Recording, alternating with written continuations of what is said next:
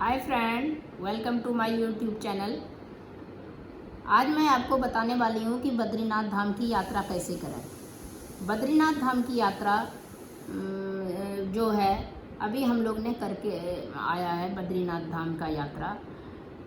तो अगर आप केदारनाथ धाम जाते हैं तो केदारनाथ धाम के बाद बद्रीनाथ धाम का यात्रा करने से दो धाम, अगर आप के पास समय नहीं हो या आप बहुत थक जाते हैं तो इसके लिए दो धाम का यात्रा एक बार करें, दो धाम का यात्रा अगली बार करें। जैसे हम लोग ने भी क्या किया, केदारनाथ बद्रीनाथ धाम का यात्रा किया।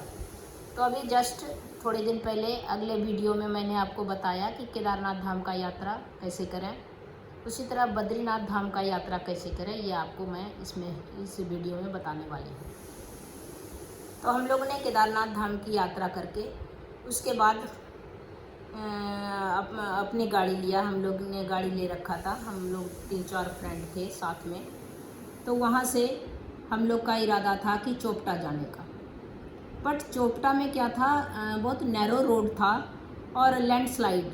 पहाड़ों में तो असमंजस की स्थिति बनी रहती है, कहाँ पर पत्थर गिरेगा, कहाँ पर रोड टूट के गिर जाएगा। तो इस स्थिति को देखते हुए वहाँ पर हम लोग चोपटा का प्रोग्राम कैंसिल कर दिया। उसके जगह में हम लोग रुद्रप्रयाग होते हुए, रुद्रप्रयाग में भी थोड़ा संगम देख लिया। संगम देखते हुए उधर से हम लोग केदारनाथ होटल एक ऑन द वे था हाईवे पे, वहाँ पर रुक गए। वहाँ पर रुकने के बाद ओवरनाइट वहाँ पर स्टे किया। इसके बाद हम लोग वहाँ से बद्रीनाथ की यात्रा आरंभ किया। दूसरे दिन ब्रेकफास्ट करके बद्रीनाथ का यात्रा आरंभ किया। करीब 6 घंटे के बाद हम लोग वहाँ पर पहुँच गए। 5-6 घंटे के बाद, 5-6 इसी तरह वहाँ पर पहुँच के ब्रेकफास्ट के बाद बहुत भूख लगी थी तो हम लोग ने खाना खाया। खाना खाने के बाद फिर हम लोग सब मिलके सामान वामान अरेंज कर लिया अपने अपने रूम में। अच्छा होटल था वहाँ पर, करीब हाफ किलोमीटर था, आधा किलोमीटर मंदिर से था और अच्छा होटल था। होटल का अगर नाम जानना चाहेंगे तो वो भी मैं बता दूंगी कि नारायण होटल था। अच्छा था, खाना पीना भी अच्छा था और रहना भी बहुत अच्छा था।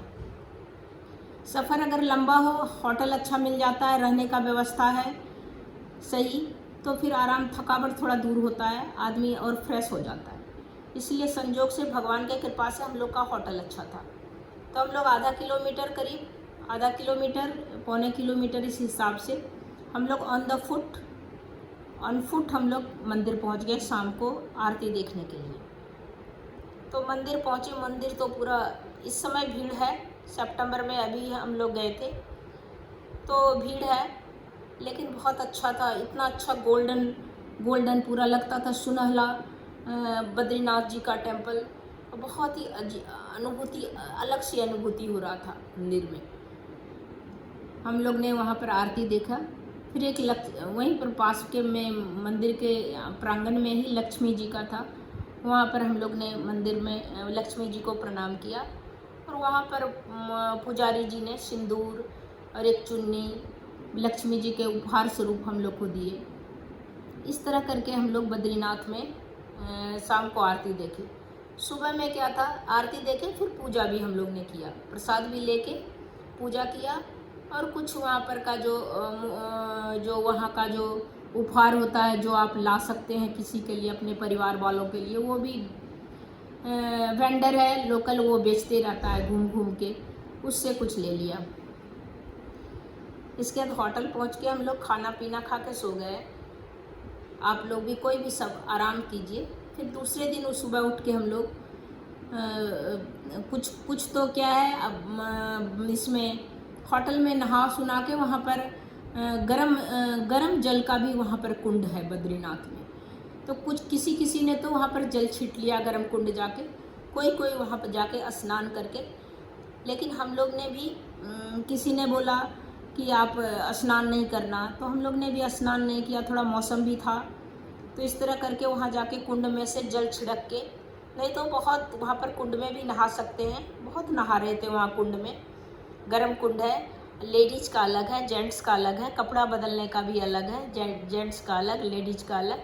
फिर वहाँ से निकल के हम लोग ने प्रसाद फूल वगैरह लिया। तुलसी का माला वहाँ पर भेंट किया जाता है बद्रीनाथ विशाल को, और तुलसी का माला लिया और 50 रुपया का एक प्रसाद लिया। 50, 100, 250 जितना अपना आपका इच्छा उतना वो लेके हमने पूजा किया। पूजा करने के बाद फिर वहाँ से होटल आए, होटल से फिर अपने घर की ओर, होटल छोड़ के घर की ओर रवाना हो। इस तरह बद्री विशाल का पूजा किया। शाम को भी आरती और पूजा और सुबह भी आरती पूजा। तो इस तरह आप कर सकते हैं बद्री विशाल जी का पूजा। चाहे तो आप केदारनाथ धाम के साथ साथ कर लीजिए, या तो आप चारों धाम, आप में अगर शक्ति हो और आपके पास समय हो तो चारों धाम कर सकते हैं, चारों धाम के साथ कर सकते हैं। इस तरह बद्री विशाल का रास्ता बहुत दुर्गम पहाड़ियों से है, लैंडस्लाइड भी बहुत जगह जगह पे हो रहा है, इसलिए अगर गाड़ी वाला अगर गाड़ी चलाता है तो उसको आराम से बोलें गाड़ी चलाने के लिए, और आप लोग भी शांति से रहें और गाड़ी आराम से ड्राइवर को बोले चलाना। तो इस तरह करके बद्रीनाथ का यात्रा सफल हुआ। अब अगले वीडियो में फिर बताते हैं, तब तक के लिए नमस्कार।